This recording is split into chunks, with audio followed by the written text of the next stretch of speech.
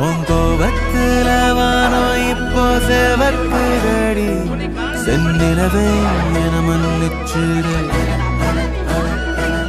என் சாமத்துல நட்சத்திரம் நகர்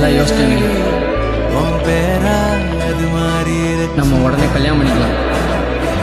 நீ இல்லாம எங்க என் பூமி சுத்தும்